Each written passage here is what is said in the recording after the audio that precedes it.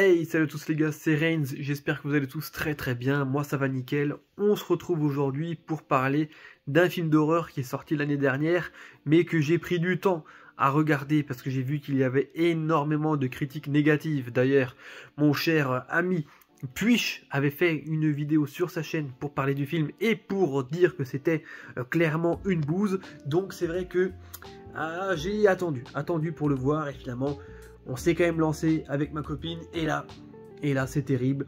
On va parler aujourd'hui de Winnie l'ourson, et oui, le film d'horreur Winnie the Pooh Blood and Honey, la partie 1 parce que la 2 je l'ai pas encore vue et il va falloir que je m'accroche. Alors ce film est réalisé par Rhys Frake Waterfield. Alors c'est un mec qu'on ne connaît pas, hein. Enfin moi je ne le connaissais pas du tout. Il a 33 ans et a priori il est derrière tous les films du Universe, je sais plus trop comment ils avaient appelé ça, en tout cas tous les films de Disney ou de je ne sais plus quelle œuvre encore, qui va être viré vers les films d'horreur. Donc il y avait Winnie l'ourson 1, 2, a priori il y en a même déjà un 3 qui est prévu, il y a les films Bambi, il y a les films, enfin bref, il est derrière un peu tous ces trucs là. D'ailleurs son prochain film justement c'est Bambi et il sort très prochainement. Et donc là, il a commencé l'année dernière, en 2023, avec ce Winnie l'ourson qui dure 1h25 et qui est une purge cosmique. Je ne vais même pas rentrer dans les détails au niveau du casting parce que globalement tous les acteurs et actrices sont ignobles, sont vraiment pas bons du tout. C'est une calamité, c'est un calvaire à regarder. Au bout de 5 minutes, tu décroches et 5 minutes c'est déjà énorme parce que l'intro du film, elle est nulle.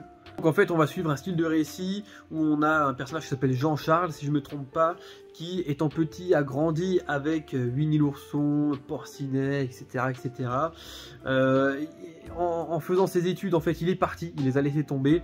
Et l'équipe de Winnie l'ourson a dû, pour survivre seul dans la nature, alors que ce sont des animaux mutants comme on nous les décrit, et ben ils ont dû manger un de leurs collègues. Et donc ça les a trauma de fou et ils ont décidé de devenir des bêtes monstrueuses qui zigouillent toutes les personnes humaines tout simplement parce qu'ils ont développé une haine envers les hommes et envers surtout Jean-Charles qui les a trahis a priori. Donc le scénario, déjà au départ, le synopsis, c'est un délire cosmique, hein. C'est qu'est-ce que c'est que ce truc, hein.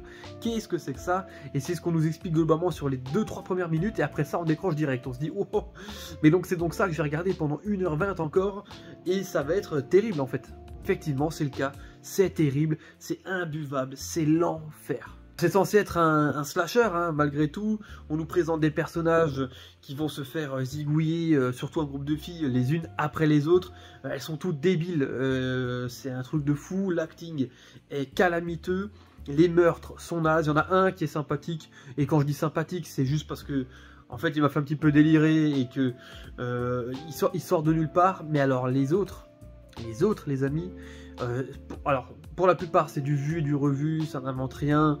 Les effets gore sont dégueulasses parce que la plupart sont en 3D, c'est pas beau, c'est moche. Il y en a une, on le voit dans la bande-annonce, où je vous spoil pas, mais de toute façon je pense que vous regarderez pas ce film, hein. Ou alors si vous regardez ma vidéo c'est que vous l'avez déjà vu ce film. Il y en a une qui se fait tuer dans une piscine, franchement c'est le meurtre le plus débile qu'on a pu voir dans ce premier épisode de Winnie l'ourson, parce que franchement c'est d'une nullité sans nom. Ici les deux méchants, parce qu'il y en a deux, il y a Winnie du coup et Porcinet, pareil les costumes ils sont dégueulasses, on sait pas si... En fait ils nous font croire depuis le début du film que ce sont des créatures mutantes de la forêt, mais en fait le problème c'est que les maquillages et les costumes sont tellement mal faits qu'on a juste l'impression que ce sont effectivement juste des hommes avec un masque. En fait ça marche pas du tout, à aucun moment on accroche sur le fait que ce sont de réelles créatures. Donc ça foire, le rythme il est mauvais, il y a quand même 5 ou 6 personnages qui doivent mourir dans le film, mais franchement, ouais, comme dit, ils ont essayé de nous faire croire que c'est gore, mais ça ne l'est pas vraiment, surtout que moi du coup je le regarde après Terrifier, donc forcément on a du mal. Quelques décors qui sont sympathiques et quelques-uns qui sont pas cherchés du tout, qui sont nazes. On a un moment une femme qui est accrochée avec des chaînes, quand on regarde au détail de la chaîne, de comment les filles viennent pour l'aider, et ben en fait ils ont juste déroulé la chaîne qui est autour de son bras, donc disons que c'était faisable tout seul, il n'y a pas de piège en fait. Tout ça s'est éclaté. Alors voilà, le film a été fait avec 100 000 $ de budget, mais pareil, voilà, on On peut plus mettre cette excuse-là quand on a un Terrifier 1 avec 10 ou 20 000 $ de budget qui nous fait quelque chose d'excellent et qu'on arrive après, c'est quand c'est presque 7 ou 8 ans après qu'on arrive sur celui-ci et qu'il est ignoble.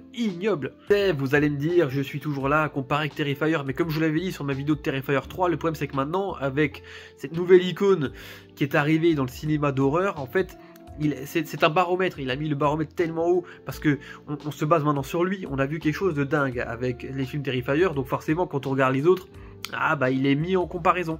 Et là pour le coup, bah je suis désolé mais Winnie c'est une daube intersidérale, c'est nul à Yesh. On s'ennuie, j'ai regardé mon téléphone quasiment tout le film parce que l'histoire déjà, puisqu'on peut appeler ça une histoire, c'est juste éclaté.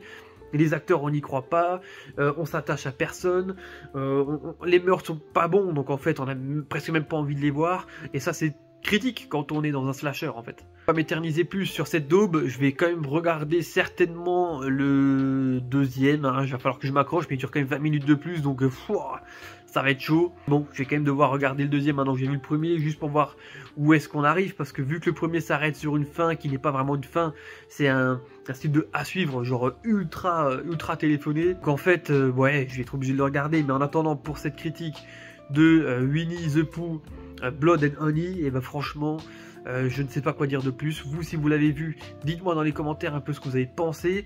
Je ne sais pas s'il y a vraiment des gens qui ont apprécié le film, même quand je regarde sur internet, les critiques sont ultra négatives et ça peut se comprendre, mais à tous les points. Et donc pour ceux qui ne l'ont pas vu, je ne pense pas que cette critique vous donnera envie de le regarder.